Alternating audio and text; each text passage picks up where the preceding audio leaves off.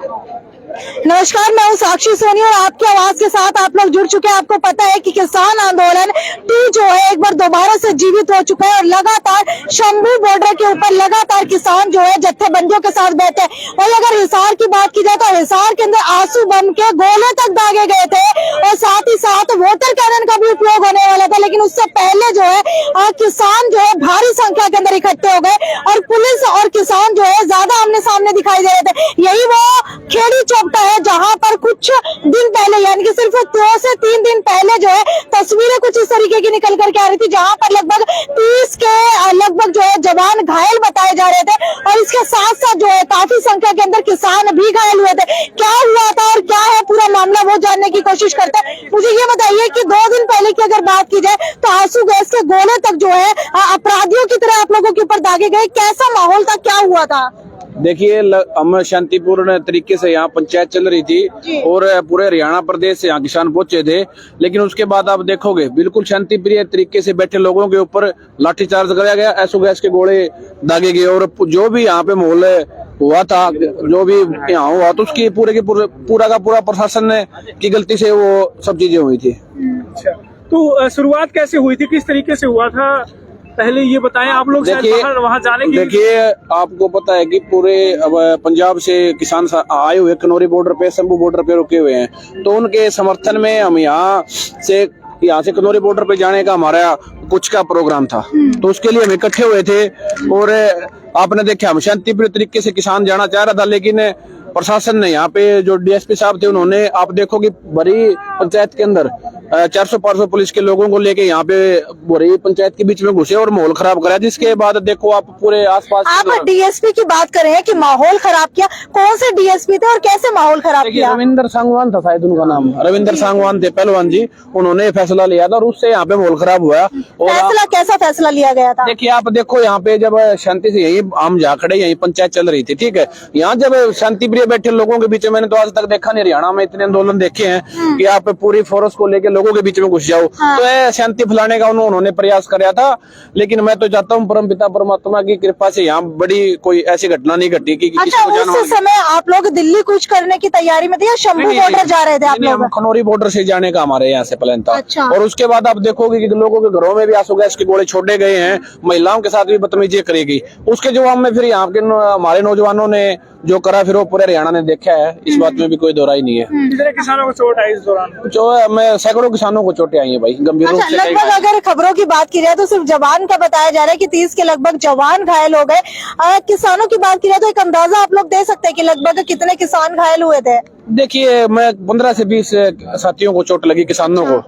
बिल्कुल। अगर भर्ती की बात की जाए तो क्या हिसार के आसपास जो उनको लेकर के गए थे या यहीं आसपास थे वो? नहीं, वो सारे एक दो साथी जो जिसको ज्यादा चोटें थी वो अपने हिसार भी एडमिट कराया था, हमें नानुंद भी, तो अलग अलग जगह है जो नजदीक की था, किसी ने गांव में बिना ट्रीटमेंट करा जिसको छोटी चोटें थी। अच्छा, ये बताइए अगर इस पूरे मामले की बात की जाए तो किसान आंदोलन को लेकर के आप लोगों को क्या लगता है कि कहीं ना कहीं जो है क्या वो सरकार अब मान जाएगी? देखिए, हमें सरकार से हमारी लड़ाई है, और जब आपने देखा कि दिल्ली का आंदोलन था, ये सरकार ने वादा करा था, लिखित रूप में दिया था कि एमएसपी देंगे, और यहाँ से भी जो फैसला हुआ है कि सभी साथी अपने अपने तरीके से अब देखिए खनौरी बॉर्डर पे जाएंगे, कोई इसमें कोई। अच्छा, अगर अब की बात की जाए तो 29 तारीख को तक जो है ये पूरा का पूरा कूच आप लोगों ने स्थगित कर दिया था। आप लोगों ने कहा था कि 29 के बाद दोबारा से जाया जाएगा वहाँ पर, लेकिन ऐसा लग रहा है कि कहीं ना कहीं जो है ये पूरा का पूरा मामला ठंडा बैठता हुआ नजर आ रहा है। कोई ठंडा नहीं बैठा है। कल हमारी मीटिंग हुई थी 9 आदमी की, मैं मीटिंग में था, सबसे युवा थे, और कोई ठंडा नहीं बैठा है। ये बस स्थगित किया है भाई, खत्म नहीं करे हमने आंदोलन। ये हमने हमारी कमेटी बनाई है, इसमें 105 लोगों की कमेटी है और सबके नंबर हमारे पास। अगर कोई बात हो, वादा खिलाफी हो है, जो हमारी अंदर बातें हुई हैं उसके खिलाफ अगर कोई वादा खिलाफी हो तो हम दोबारा इकट्ठे होंगे। हम अपने फसल और नस्ल के लिए लड़ रहे थे और वहाँ पे भी भाइयों ने आज स्थगित कर दिया कि भाई आराम से आंदोलन चला रहे। हम इसलिए आए थे घर से उठ के कि वहाँ पे गोलाबारी हो रही थी, हमारे किसानों पे अत्याचार हो रहा था, और वो देश का किसान, हरियाणा किसान अत्याचार को देख नहीं पा रहा था। तो अच्छा, गोलाबारी की आप लोग बात करें, किस तरीके की गोलाबारी होती है? रबड़ की गोलियां दागी जा रही थी या फिर जो बुलेट है वो चलाई जा रही थी? बुलेट भी चली, रबड़ी गोलियां भी दागी जा रही थी। क्या उस दिन बुलेट भी चली थी। बुलेट भी चली थी, हमारे एक साथी किसान साथी शहीद भी हुए, आपने देखा भी होगा, उनके सर में गोली लगी है, 12 बोर की गोली थी शायद वो। तो वो उन चीजों को देखते हुए किसान बहुत रोष में था और गांव टू गांव इकट्ठे होकर यहाँ पे आए थे और यहाँ हम अपने रोष में आए थे यहाँ पे। और अब हमारा ये है कि भाई ये धरना हमने खत्म नहीं किया है। अगर हमारे साथ जो भी एसपी और डीसी के साथ बातें हुई हैं उसपे पूरे 105 गांवों के आदमियों ने पूरी अपनी सहमति जताई है।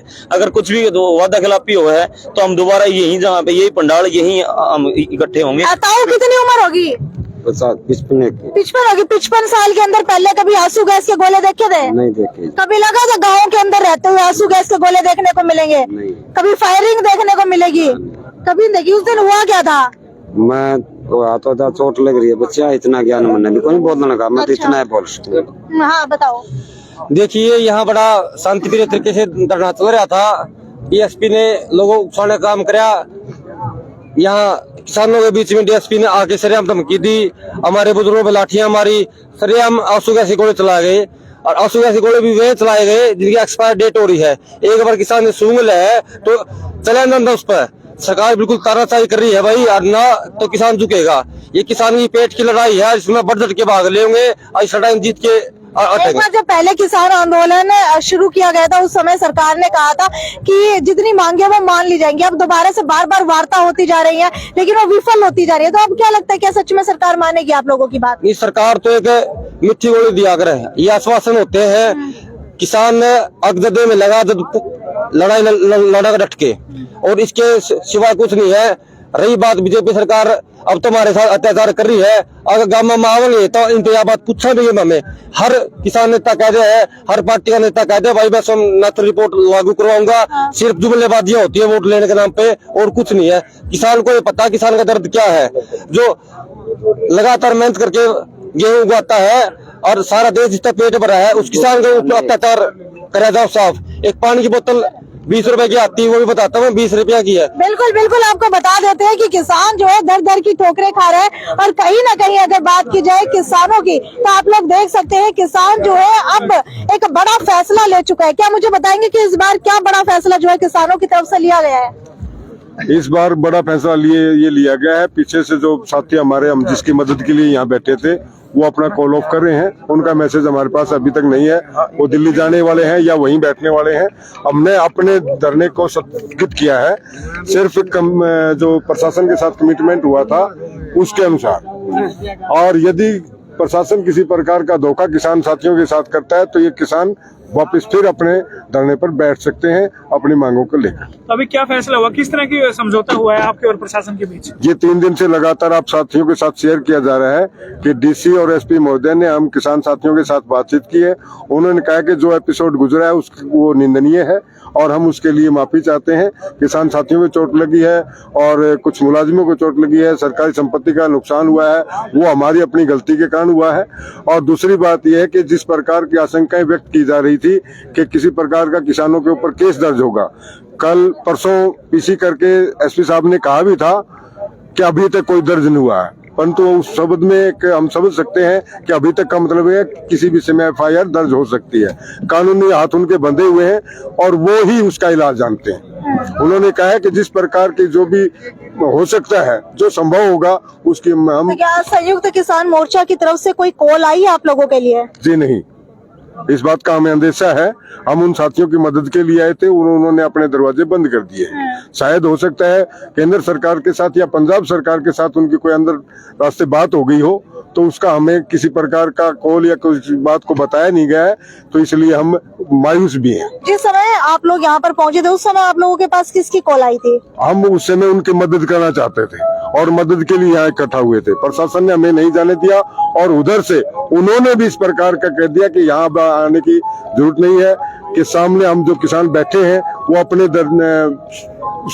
बैठे अपने मुकाम पर और इसी प्रकार हम बैठे रहेंगे जब तक सरकार बातचीत नहीं। क्या धरना इसी तरीके से यहाँ चलता रहेगा? जी नहीं, अब धरने का फिलहाल सत्यापन कर दिया गया है और सिर्फ स्थायी तौर की मांगों के ऊपर सत्यापन कर दिया गया है। हम किसानों के मुद्दे के साथ हैं। जब भी किसान मोर्चा की संयुक्त कॉल होगी, किसान संयुक्त मोर्चा की संयुक्त कॉल होगी, तो ये किसान पीछे हटने वाले नहीं है। क्या भारतीय किसान यूनियन आप लोगों के साथ नहीं है? काफी कुछ संगठन नहीं है। आप समझ सकते कितने हैं। गाँव के कितने लोग किसान यहाँ इकट्ठा हुए थे? यहाँ लगभग सैकड़ों गांव के लोग थे, कहीं से 5 कितने गांव के आसपास के कितने लगते गांव के? आसपास। यहाँ तो हमारे क्षेत्र के तो रोगी खाप के थे, सतोड़ खाप के थे, पंचग्रामी खाप के थे, 12 खाप के थे। ये लगभग 100 गांव बैठते हैं जी, 100 गांव यहाँ बैठते हैं।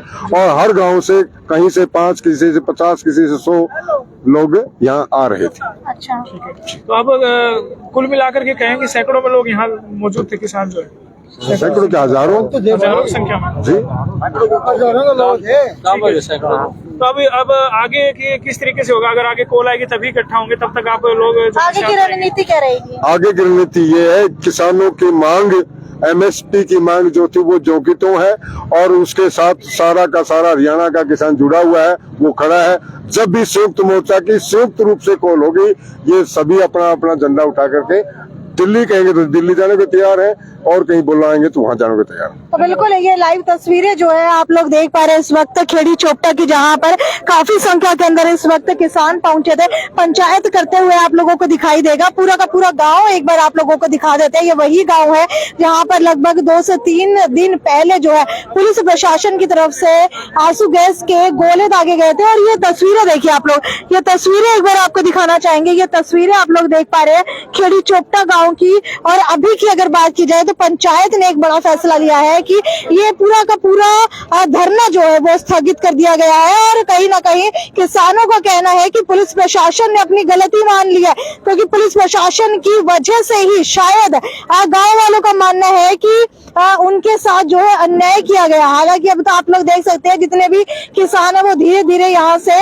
अपने ट्रैक्टरों के साथ अपना सामान लेकर के यहाँ से अपने अपने घरों की तरफ रवाना हो रहे हैं। वहीं अगर ये वाला ट्रैक्टर आप लोग देखेंगे तो देख सकते हैं कि खाने तक का सामान, जी हाँ, खाने तक का सामान किसान अपने साथ लेकर के आए थे। और वहीं ये वाला देखेंगे तो ये देखिए सिलेंडर तक जो है वो आप लोगों को यहाँ पर देखने को मिलेगा।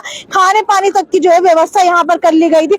और अभी तक जो है कॉल नहीं आई है संयुक्त किसान मोर्चा की। जैसे ही कॉल संयुक्त किसान मोर्चा की इस वक्त आएगी तो उसके बाद जो है ये आंदोलन स्थगित होने के बाद एक बार दोबारा से जो है कहीं ना कहीं रफ्तार पकड़ सकता है। लेकिन अब देखने वाली बात यह है कि आखिरकार सरकार की तरफ से वार्ता के अंदर क्या कुछ निकल करके आता है।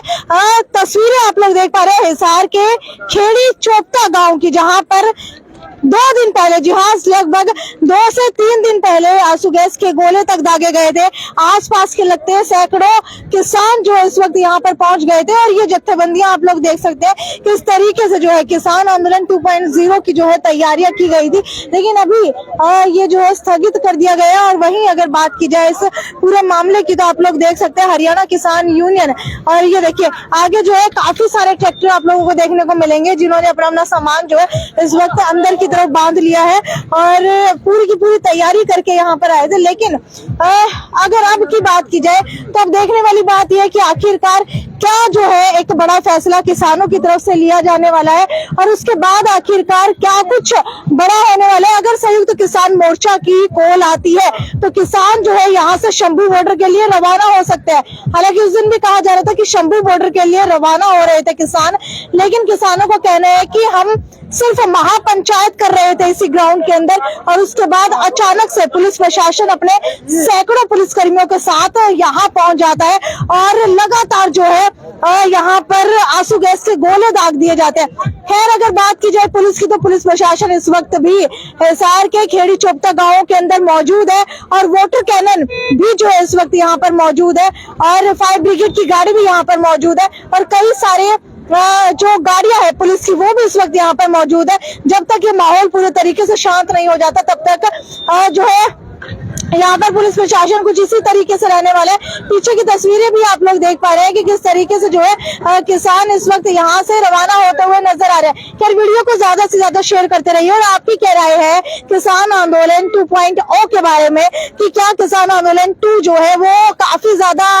असरदायक साबित हो सकता है किसान आंदोलन 1 से। खैर देखने वाली बात यह है कि क्या कुछ जो है वार्ता के अंदर रहने वाला है। और खेड़ी चोपटा के अंदर बताया जा रहा है कि गोलियां तक चली थी, उन गोलियों चलने से जो है एक किसान के सिर के ऊपर लग गई, जिसकी वजह से उसकी मृत्यु भी हो गई। खैर वीडियो को ज्यादा से ज्यादा शेयर करते रहिए। यदि साक्षी सोनी की रिपोर्ट आपकी आवाज से। नमस्कार।